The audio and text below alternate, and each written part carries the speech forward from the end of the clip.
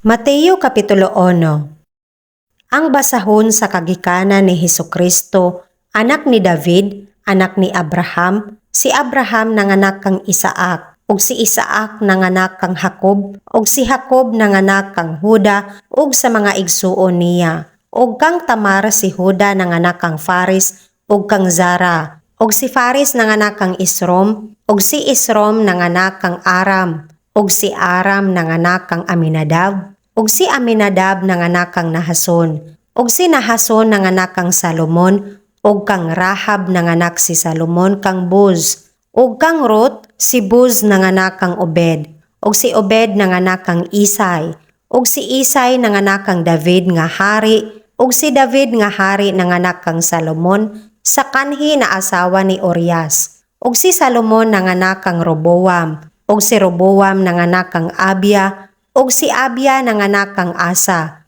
ug si Asa nanganak kang Hosafat, ug si Hosafat nanganak kang Horam, ug si Horam nanganak kang Ozias, ug si Ozias nanganak kang Huwatam, ug si Huwatam nanganak kang Akaz, ug si Akaz nanganak kang Ezekias, ug si Ezekias nanganak kang Manases, ug si Manases nanganak kang Amos, ug si Amos nanganak kang Hosias, ug si Hosias nanganak kang Heconias, ug sa mga igsuon niya sa panahon nga gibalhin sila ngadto sa Babilonia, ug sa human sa pagbalhin kanila ngadto sa Babilonia, si Heconias nanganak kang Salatiel, ug si Salatiel nanganak kang Zorobabel, ug si Zorobabel nanganak kang Abiud, ug si Abiud nanganak kang Eliakim, ug si Eliakim nanganak kang Azor, ug si Azor nanganak kang Sadok, ug si Sadok nanganak kang Akim, ug si Akim nanganak kang Eliud, ug si Eliud nanganak kang Eleazar,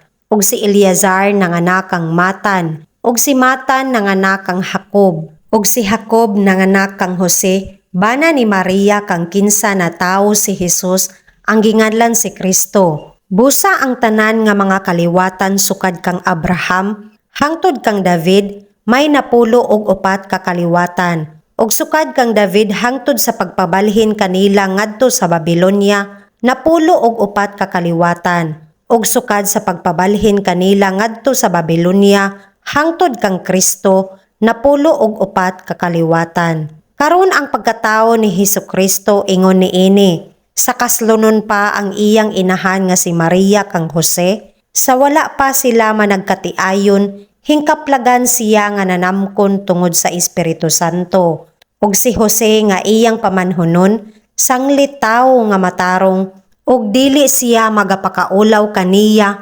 naghuna-huna pagbiya kaniya sa tago, ug sa nagapalandong siya niining mga butanga, ani akaron, mipakita kaniya sa damgo o sa kamanulunda sa Ginoo nga nagaingon, Jose, anak ni David, ayaw kahadlok pagdawat kang Maria nga imong pangasawunon, kay ang gipanamkon niya, iya sa Espiritu Santo, og siya magaanak og usa ka anak nga lalaki, og pagatawgon mo ang iyang ngalan, Jesus, kay siya magaluwa sa iyang lungsod gikan sa ilang mga sala. Ug nga tanan kini nang hitabo aron matuman ang gisulti sa Ginoo pinaagi sa manalagna nga nagaingon, ani akaron, ang ulay magapanamkon og magaanak usa ka anak nga lalaki, ug pagatawgon nila ang iyang ngalan Emmanuel, nga kung hubaron ang Dios kauba nato. Ug sa nahagmata si Jose gikan sa pagkatulog, gibuhat niya ang gisugo kaniya sa manulunda sa Ginoo, ug gidawat niya ang iyang pangasawunon, ug wala niya ilha siya nga asawa hangtod nga nagaanak sa iyang anak nga panganay, ug gitawag niya ang iyang ngalan Jesus.